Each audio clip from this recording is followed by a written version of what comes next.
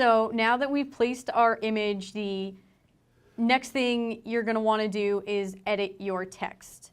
I said earlier, all of the animation states are set on your text, which is easy to see because we can't see we can only see one text line right now because the other one is waiting to animate in, and that's the state that you're going to be in when you open a message that has animation attached to it. So don't panic that you can't see the text. It is there, I promise you. So in order to edit the text, you have two options. For the OTS images, I would suggest using the keyboard shortcut to bring up your template update window. Because every single one of these on the screen, your image, your frame, and your text boxes are all templates. In order to bring up your template update window to change your text boxes on the keyboard, you're going to hit Alt-T, T for template.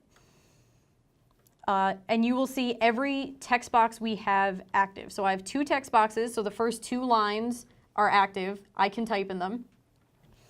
Your top line is going to correspond to the top line of your OTS image. Your bottom line will correspond to your bottom line of your OTS image. If you added any more text templates onto this canvas, there will be more added in here. We do not need that, just so you know. So I'm going to edit both of these text lines. Just make sure you are in the line you want to edit. Select, if there's any text in there already, delete it, and type your new headline.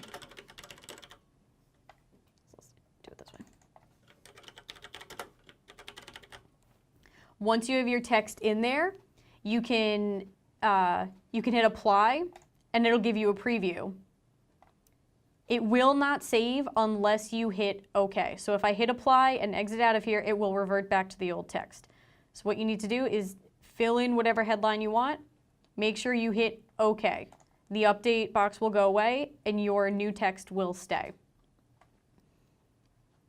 Once you have your text set up, we can start altering the animation for the OTS. So again, for all of our Sports Buzz OTS images, the animations are already set. The frame is already set and your text is already animated, so you do not need to touch those whatsoever. We're really only editing the animation effect on the image we brought in. If I went to go play this out right now, I would get everything else animating, and the image of Eli Manning I brought in would not. So, for example, if I go and hit Control Play, the entire graphic comes in, animates in, but this image right here just appeared. We do not want that. So let's go back to what we were working on.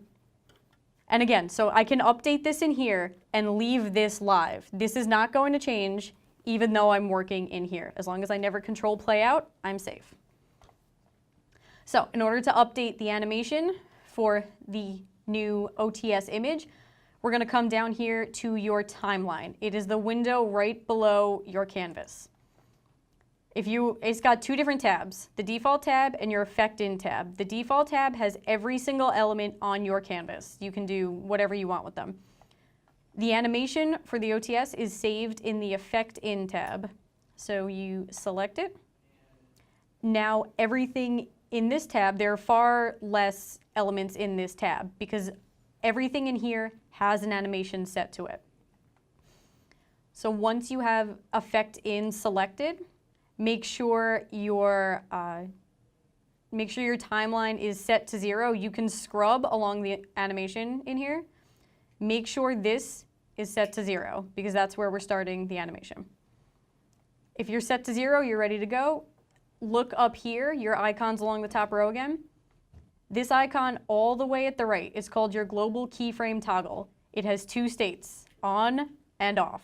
If you look at this icon and you see a green arrow, everything you do will add a keyframe and create an animation. If I click it, it will turn red. If it's red, that means none of your animations are going to save. So just make sure that if you're ready to start animating, this is lit up green. Global keyframe toggle is on. you are in your Effect In tab. It is selected, so you're ready to animate. The first thing you're going to want to do is bring this image into your Effect In tab. The Eli Manning graphic is not in here yet, so we need to bring it over. So you want to come over to your Properties window, which is the window to the right of your canvas. Come to this tab that says Transition.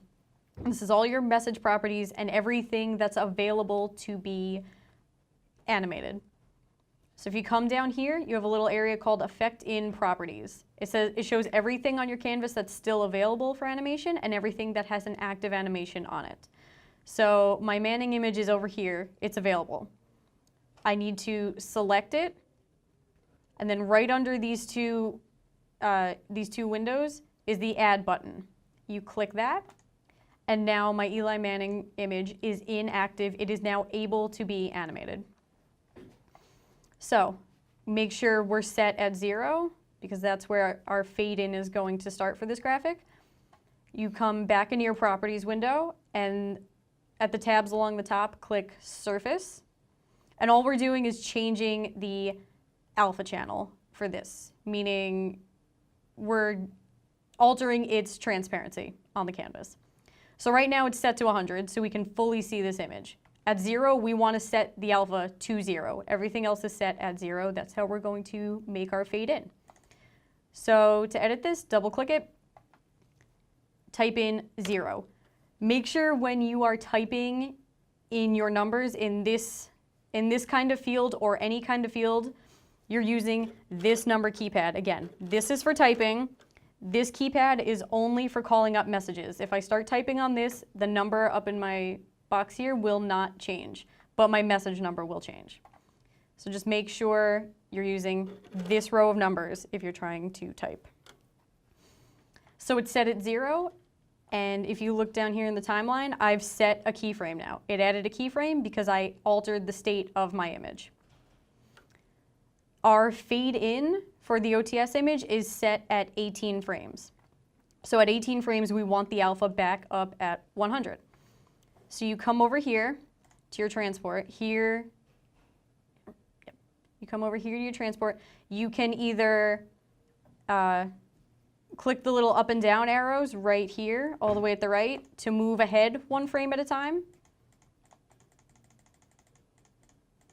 Or alternatively, you can double click in here and type in what frame you want to go to and hit 0, and it will automatically change.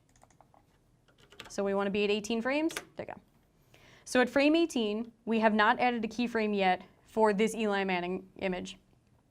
So what we want to do is change the alpha back to 100, and when I do that, type in 100 with this line of numbers, hit enter, and you'll see that I've added another keyframe in right here. And it's automatically adding keyframes because your global keyframe toggle is on. If this is on, it will add keyframes no matter where you are in your animation. So after you've done that, everything for your OTS should be ready to go. What you're going to want to make sure you do, though, so we're saving this for show 31.